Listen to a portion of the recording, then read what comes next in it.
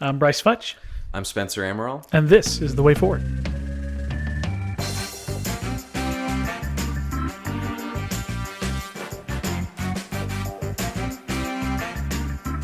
Hey, everybody, and welcome back to The Way Forward.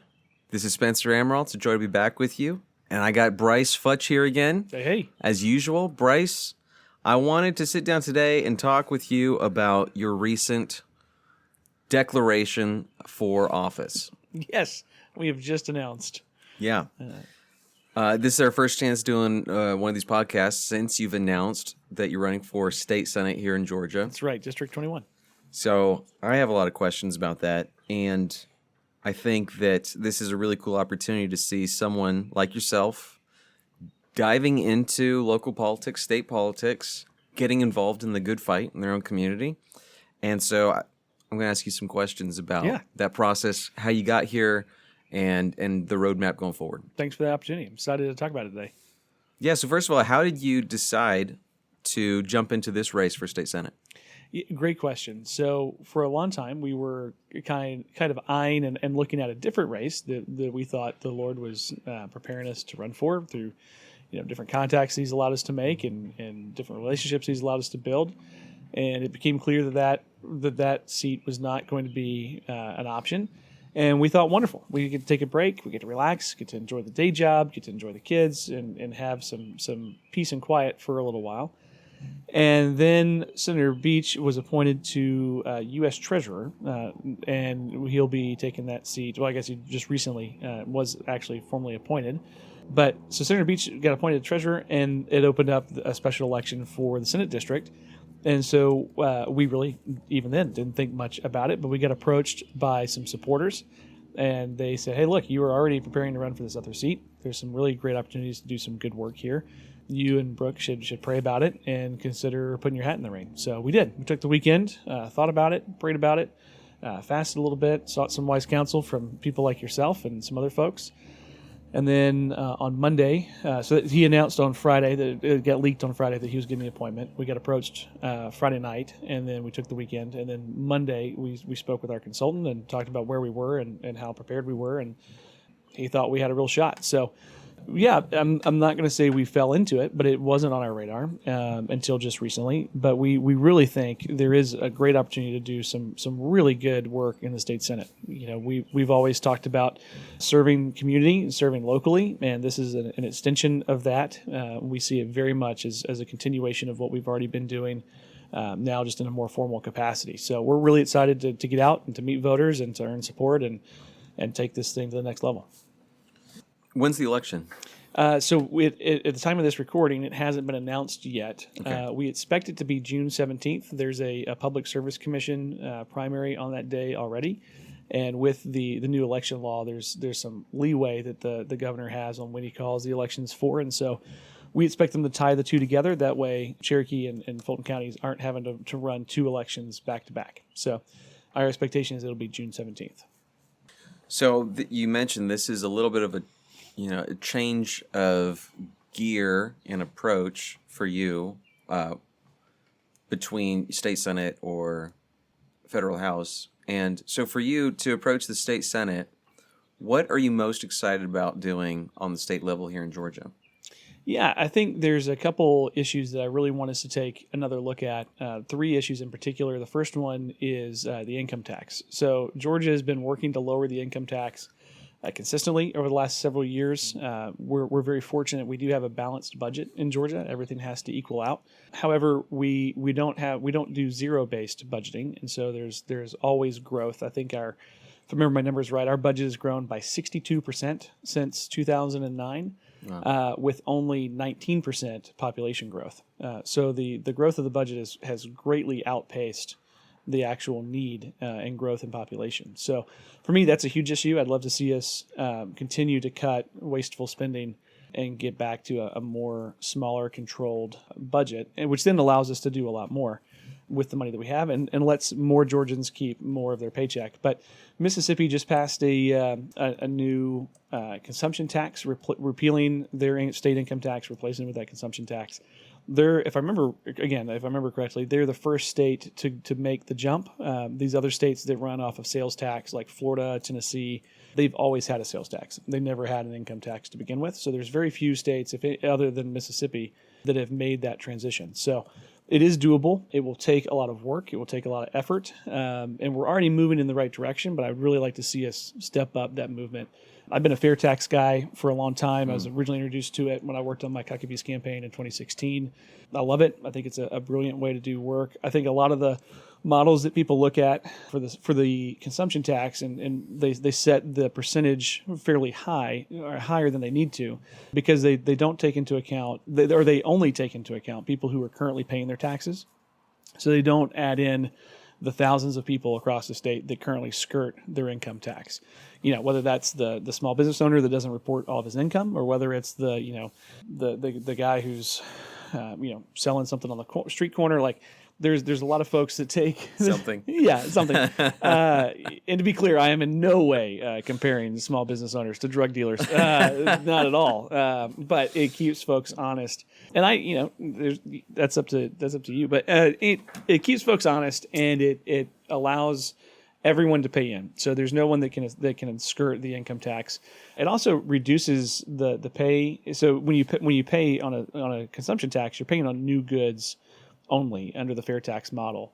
So if you are wanting to save money and you buy a used car, it would eliminate the VAT tax as well, which I think is a terrible idea to have the VAT tax. So amen. It's ridiculous. So you've already paid tax on that vehicle. It's yours. You don't need to continue to pay taxes on it again. You're not renting it from the government.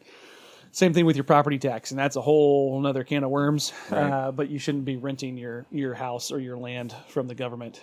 But anyway, when you buy it, if you buy a used car, you would not pay consumption tax on the purchase of that vehicle.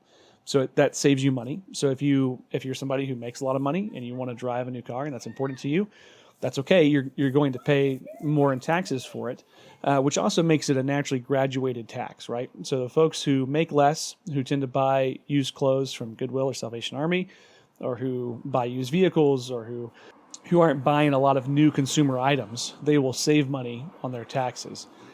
There's also ways to carve out taxes on necessary to life items such as groceries or toiletry products and things like that. So it's not an overwhelming burden on everybody who's here. There's also opportunities to do prebates, which is another thing that we not to get too far into the weeds on this, but prebates allow you to reimburse people who live here, residents, on the cost of the tax on necessary to life items. So if we did impose the consumption tax on groceries, for example, so that if somebody was visiting here, if they're a tourist, or if they are somebody that's not a resident of the state, not a legal resident of the state, then those folks would pay that extra tax on the groceries, which then increases the income for the state.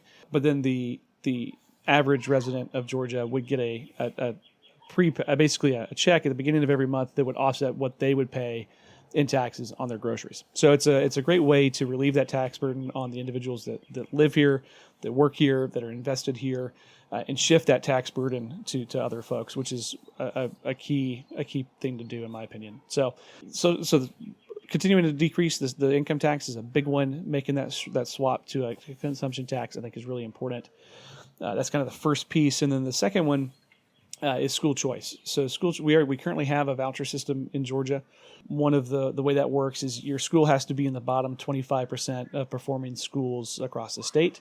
And then if you're eligible, but you have to know that you're eligible in order to get it. The schools don't like to advertise that they're in the bottom 25%. Mm-hmm. So a lot of parents don't realize that their children are eligible for those vouchers. And then I believe that voucher is good for $9,000, I think is the correct number. I need to double check that. But it's less than the average cost per pupil, which I believe is currently $12,200 per student. But it still allows those parents to take those students and allow them to go to other schools and get a better education. And I think we all agree that parents should be the final authority on their children and the final authority on where their children go to school. And so universal school choice allows parents that option. It allows parents to decide what school teaches my child the best, what school does my child perform the best at, what school is the best fit for our family, whether it's local to me or not. And that also creates competition within school systems, right? So, here in Cherokee County, we are blessed to have really great school systems. We have high-performing schools, high-performing teachers. We do not have an education problem here. There will be other students that would want to come here and that would want to enroll in our schools if they had those vouchers and if they had that opportunity. Now, there's obviously caps that schools would have on how many students they can accept, and so it would not allow a large influx of outside students, out of district students, to come in and distort and water down what we get here by overwhelming the student capacity. But these schools now are able to pay teachers more because they are full of students.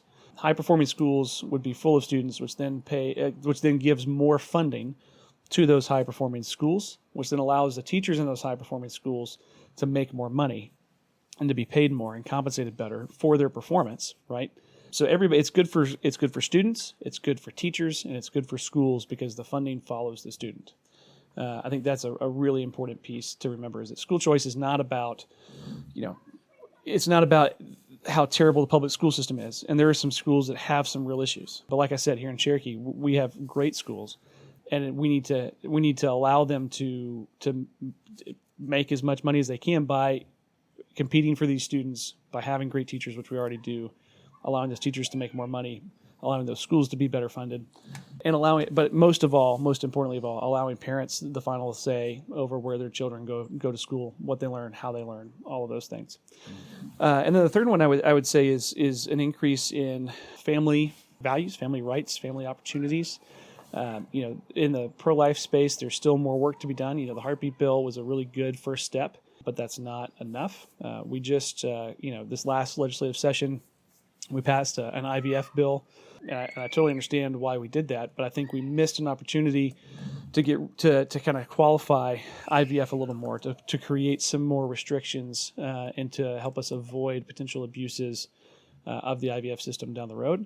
A big one that I think we need to do some work on is specifically commercial surrogacy. So if you're not familiar, if a couple wants to use IVF, then they have to, in many cases, if there's not a mom involved in that couple's decision, then they have to go out and find a woman who would be willing to carry their baby for them. And they basically pay the woman for the renting of her womb. And when that happens, after the baby is born, the baby is removed from the mom and given to the parents who commissioned the IVF and who paid for it. And to me, it's not to me. Like, what they are doing is they are taking a baby away from the only adult it's ever known, from the only mother it's ever known, right? That mother is, like, the smell of that biological mother is the smell that baby's looking for, right? Like, that womb was the safe place that baby developed, grew. It was the only world it knew for 9 months, right? And now we're immediately ripping it away from its mother, and that's a travesty. And in any other situation, if a baby was immediately removed from its mom, we would say that's a tragedy, and we would say that should be avoided at all costs. But specifically with IVF, in many cases when a womb is needed, commercial surrogacy is the answer. But we forget the impact that has on children and the impact it has on babies, and it really starts those children off in a really bad way. So, to me, I think those are some big things that we could get some movement on. We could see some movement on, and some things that I would like to work on. Yeah, that's such a good point, Brice. The trauma that unnecessarily imposes on a child is something that does require deeper examination. And, we don't have long-term studies of the impact that we do not has on these kids' lives long-term and how that manifests itself later on. But we can clearly see, the traumatic effect that would have.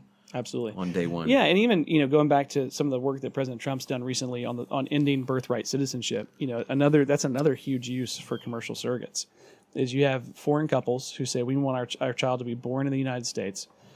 They have the money to do it, and so they commission a surrogate, and that surrogate carries their baby for them, and then that baby is then endowed with birthright citizenship, which is an absolute abuse of the system. It commodifies women. It is not good for anyone, for anybody, any of the parties involved. So there are many ways where commercial surrogacy is abused and where women are taken advantage of, and I think that needs to stop. Yeah. That's all really good, Brice. Slightly different note. What are you most excited about when you look at Georgia today? Whether it's recent changes or just stuff that you look around and you say, man, I'm glad to live here, be raising a family here, and I run for office here. Mm-hmm. I think Georgia is a really unique mix. I think it's exciting to see the growth and the efficiency and the flourishing that's happened under Governor Kemp. I think he was the right man at the right time to bring us through the COVID crisis in our state. He kept us open. He allowed our businesses to go back to work. He really headed off a lot of the problems that we saw across the nation in these other states. Governor DeSantis in Florida also did a fantastic job. But I point out to my Florida friends often that Governor Kemp did everything that Ron DeSantis did about 2 weeks before Ron DeSantis did it, right? And the reason you didn't realize that or know about it is because Brian Kemp wasn't running for president. He put his head down, he did the work, and he led, and he got us through an incredibly difficult time. The other thing that I'm excited about is, President Trump showed us in this last election that Georgia is not a blue state, right? Georgia is not a blue state. We are a pro-growth state. We are a pro-individual freedom state. We're a pro-family state. I'm very excited to see the difference that President Trump's made in this last election cycle. It's good to be back, and I'm very excited to see us reclaim our Senate seat our first Senate seat in 2026, U.S. Senate seat, that is, through the work of Brian Kemp and Donald Trump. I think it's going to be. I think the future is very bright for Georgia, and I think it's bright red. Yeah. Going back to your point on the fair tax, do you think that's realistic for us to move away from the income tax here? I think it is. We're on that trajectory already. I'm really rooting for that, and it would make sense with us, being between Tennessee and Florida to kind of join that band. Correct. What you were saying? Yeah, absolutely. No, I think it is. We're already the governor has already been pushing the legislature to continue to lower that income tax, and we've been doing it. We've been doing it in a few different ways. We're trying to speed it up. They've set some models of how they wanted to reduce it and when they wanted to reduce it. And my understanding is they're currently ahead of where they are in those models. A big thing for this. So our budget every year, I think, is about $38 billion, if I remember my numbers right. And there's generally about $1 billion that gets returned to the taxpayers every year. It's like $500 per couple. And really, that number could be drastically higher. But what happens is the legislature gets down in Atlanta, and they see how much money that they're going to be over, because we consistently collect more money than we use, which is really good, right? That's a positive thing to have that low spending. Well, they see how much they've collected, and they say, okay, well, we'll carve out $1 billion to return to the taxpayers so that we keep them happy.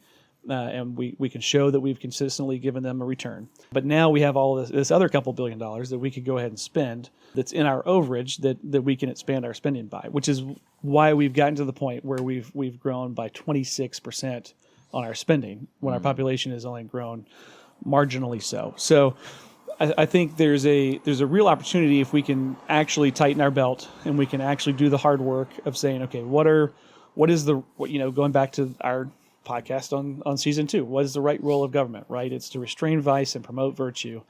And how do we do that while spending the least amount of money possible? And again, there's great programs that need to be funded. There is good things that the government does, but there's a whole lot of waste. There's a whole lot of fraud, and we don't have a good independent auditor in Georgia. I don't think. I think we, again, going back to Mississippi, their state auditor is an elected office, if I remember correctly, and Shad White is their auditor, and man, that guy is just going after it, right? He is finding waste and abuse and fraud all over the place, and he's cutting it. He was Doge before Doge, right? I mean, he was the guy doing that to begin with. You need that. I think the state of Georgia needs something like that as well to be able to help us to continue to claw back this money that's being wasted, because it's most people that go to the state house as elected officials, they don't see it as your money. They see it as just free money because it's tax income. It's the state's budget. It's automatic. No. Right. It's automatic. It's here. No, like that's your neighbor's money, and if you're paying your taxes, which you are, it's your money, and like that money needs to go back to you if we're not using it appropriately, and we're not using it to its highest and best use to promote flourishing and to restrain vice. So, to me, it's the change to the sales tax to a consumption tax to a fair tax is achievable. It's going to take some work, and it's going to take some time, but I think we can get there. Fantastic. So what do the next 60 days look like for you? Yeah, so we're in an all-out sprint, right? So we're doing everything. We're going to be knocking doors. We're hosting small events and coffees at people's houses. Really, so we've been doing a lot of work trying to get to know the voters already. We've been building relationships in the community, whether that's through our church, through Rotary Club, through the firefighter fraternity, from whatever you have out there. I mean, we've been doing a lot of that because nobody wants to show up at election time and never have met you before and not know who you are or what you've done or any of those things. So we're just trying to capitalize on those relationships. So we're going to the people that we built relationships with and saying, hey, would you be willing to host a coffee at your home with 5 or 6 other couples, so you have 10 or 12 people, and let us come and meet them and tell them who we are and what we're about and why we're running and try and earn their support. So we're doing a lot of those. We're doing a lot of door knocking. In a special election, the number of votes you need is not real high, but you got to knock doors. You got to get out and meet voters. You got to grip and grin. They got to see your face. They need to know you. They need to know who you are and what you're about. And you can't do that through mailers alone. You can't do that through TV ads alone.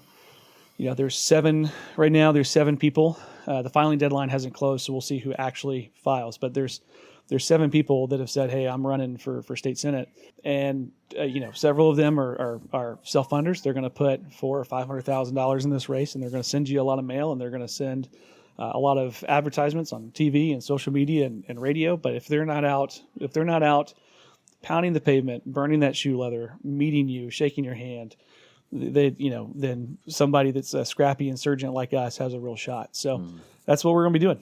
You'll definitely, if you live here in the area, you'll see us out and about and around, and we'd love a chance to get to know you and talk to you about what's important to you and see what we have in common and try and earn your vote. That's right.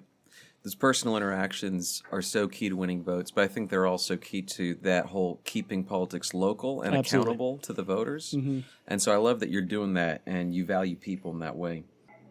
As we're looking at the people of the district here, what is your sense of the people of the district you're running to represent? What is their number one issue or top 3 issues for this area? Yeah, I think the issue for everybody right now is the economy, right? Everybody's concerned about it.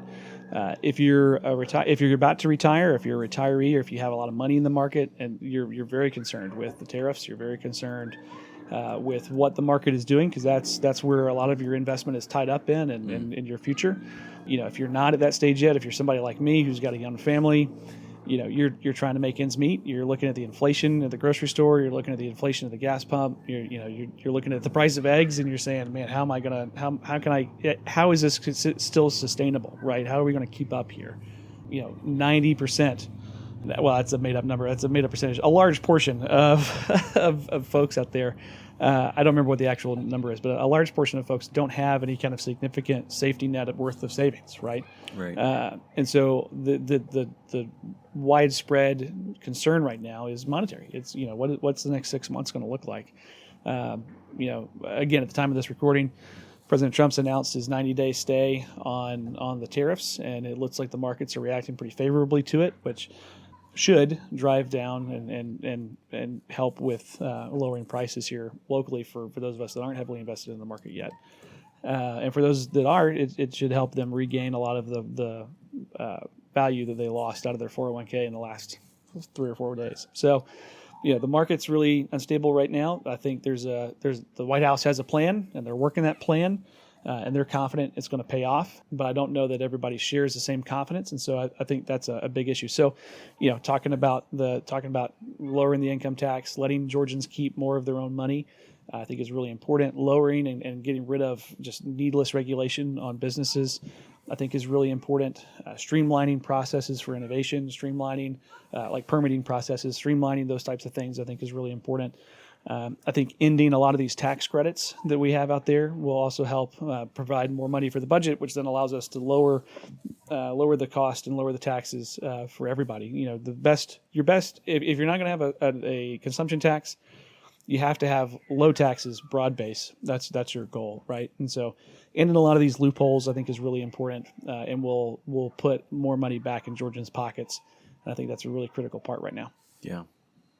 Well, this is a question I probably should have started with, but for the voter out there, what are the most important things you want voters to know about you Yeah, that's a great question. before they head to the polls? Sure. So, I think it's really important for people to know that I'm not, I'm not a career politician. We talk politics a lot on the podcast. It's something I've been interested in for a very long time. Had the opportunity to work in politics for a little bit. I was Mike Huckabee's South Carolina field director in 2016, and then after he withdrew from the race, we moved to California. I moved to California and became a congressional campaign manager out there. So I have experience with it, but I've never been elected to anything before in my life. I spent about 5 years working for a parachurch ministry, doing youth evangelism through Bible institutes, camps, and partnerships with local churches. And during that time, I think is really where the Lord solidified the desire for me to serve. Like I've always been interested in. I started a nonprofit in high school, partnered with some other organizations, and did a lot of that. So public service has always been something that I've been about. This has always been something that I've been burdened to do. And it's, for anybody listening to this, it's not a Christian, don't be concerned. It's not a shove religion down your throat deal, but it's motivated by my faith, right? My faith calls me to care for my neighbor. My faith calls me to care for the person in need. But at the same time, that doesn't mean the government is the solution, right? It means, when we see folks in need, is our first instinct to say, oh, well, there's a government program for that? Or is it to say, hey, let me be the hands and feet of Jesus? And I think it should be the latter. So, I think that's a big thing for me. I've been a fireman and a paramedic locally here for about 5 years now. Was a volunteer fireman when I lived in upstate New York for a short while. Originally, I'm from Plant City, Florida, Central Florida. Moved here because my wife loved me enough to get married, but not to move. She's a Georgia native. We have 2 kids, a 3-year-old and a 1-year-old that are just the absolute best. The cutest. Yeah, they're awesome. Insane. They're just so dear to us, and that's another big part of why we're running. Right? We think one, it's a natural extension of the service that we're already providing to our neighbors and to our friends. But then it's also about making a better life and providing a better life for our kids, right? State Senate is a part-time position. It pays $20,000 a year. You're committed to being in Atlanta from January to April, and then there's a whole lot of work that's got to be done outside of that too. So this is not a way to get rich. This is not a way to get money. That's why a lot of these folks that are running have a lot of money, because they've run a business, they've retired, they've done whatever, and they've been able to put that money away, and so now they can say, well, I don't need any of it, and that's one way to approach it. But for us, we see it as a natural next step of service. If we weren't looking to run for this seat, we were approached to run for it because people think that we would be good and could be a good fit, and that's incredibly honored. I mean, that's a huge burden to carry, to know that people think this is something that you could be equipped to do and that you could do well. So, natural extension of service, a great opportunity to help defend against bad ideas and to promote good ideas that will lead to hopefully a better life for our kids, a tangibly better life for our children. I think those are kind of the 2 big ones for us. And when you look back on all this, what I love about you, Brice, is I know you view this as a form of service. Mm-hmm. It's not a new career for you or a way to, exalt yourself. But how are you going to look back on this season of service whenever that is over? How will you measure it and say, that was successful? I call that a success. How do you define success through this type of service on the political level? That's a great question. I think success in the campaign, some people would say, well, that's an obvious answer, like it's to win, right? Well, I don't know that it is. I think success is being faithful with what you've been given and not missing an opportunity, right? So we fully expect to win. We want to win. We want to be the guy, right? That's nobody enters a race desiring to lose. But at the same time, I think we can look back and say, and ask ourselves, were we faithful to have the conversations that we needed to have, to stand on the principle that we were called to stand on, to promote the ideas that we were burdened with? And if we can say yes to those things, then I think we would say we were successful in our campaign, regardless of what the outcome looks like. When God calls you to do something, He doesn't call you to necessarily be successful. He calls you to be faithful, and that's what we're trying to do through this process. And then, if we do win and get to the state Senate, I think success there looks like, again, standing on principle, not backing down, doing what you said you're going to do, and being accessible, right? Like I want to be able to look back and have a portfolio of people that we've helped, of people that we've helped navigate the bureaucracy in Atlanta, that we've helped solve a problem, that we've been able to cut their taxes, and so now they're able to do something else with that money and invest it somewhere else in their community. We want the goal is not how many bills can you get passed or how many bills can you vote down. The goal is about how many people can you help, and you can help people by both voting for legislation and voting against legislation and keeping bad things out. So my wife likes to say that our slogan should be small government, big ideas. I kind of like it. We'll see if we keep it. Love that. Yeah, but I think that's how we're going to look back and measure success is by faithfulness, right? I thought you were going to say small government, big mustache. Brooke has been very kind, and she said her thing was, the mustache is not the end all be all, but it makes your face recognizable. I have a very forgettable face without it. So I can hear her saying that. It's here to stay. That's great. Okay, so what's on the billboard? Vote for Brice because of the mustache. Because of the mustache. You need to have a silhouette of a mustache. Right. On your campaign board. Now, our three pillars of our campaign are courage, commitment, integrity. Those are core values that we had at the fire department that I worked for, that I've really come to internalize and personalize. And so I think a vote for me is a vote for values. It's about a worldview. It's about a way we see life. It's about a shared group of experience. Blue collar fireman. My wife's a nurse. We consider ourselves pretty average Georgians, and we don't mean that derogatorily. In fact, we mean that with a great deal of pride. To be an average American or an average Georgian, I think is really important. So we hope that identifies with the folks identify with that and can see that and can see that we have the same struggles they do. We work through them in the same ways, and we're here to serve our neighbor. And to try and make life better by protecting liberty and fighting off some really bad stuff that comes out of Atlanta on a pretty frequent basis. Well, I think that wraps it up really nicely, Brice. I appreciate that. Thanks for the interview. I know it's a little different than what we normally do, but I appreciate it a lot. All those questions were on the fly. I didn't prep you. There was warn you. No prep whatsoever. Thanks for taking the time and answering all that and walking me through the vision. Really excited and actively praying for God to do a great work through this campaign, through you, and for the good of the people in this district. So thanks for jumping in there and fighting the fight, Brice. I would be very amiss, and my consultant would be unhappy if I did not give you the website. You got to do that, yes. The website is electbrice.com, electbrice.com, electbrice.com. Would love to have your support financially. If you don't live in the district, that's okay. We may not support you geographically, but we will support your values. If you believe what we believe, and we think you do, we'd love to have that. And then if you do live in the district, we need help. We need help door knocking. We need help meeting people, getting to know your network. We'd love a chance to meet you if we haven't already. But thanks for the shameless plug at the end. I appreciate it. Well, actually, I should have ended with the question: how do people help? People who want to help you, and I think you just summarized it. Yeah. People can get involved in the campaign. People can give via the website, and people can vote for you. Yep. Yeah. Money does not. So I would say on the giving piece, every dollar helps because money does not win campaigns, but not having money will lose you a campaign. So it's definitely a mix. We need donors that give a lot, and we need donors that give a little, because even, they kind of track people that are in politics, track funding by two ways. They track by number of people that give and the amount that you raise. And so, if it's $5 or $5,000, that's incredibly helpful, and we'd be very grateful. So thank you for the support. Absolutely.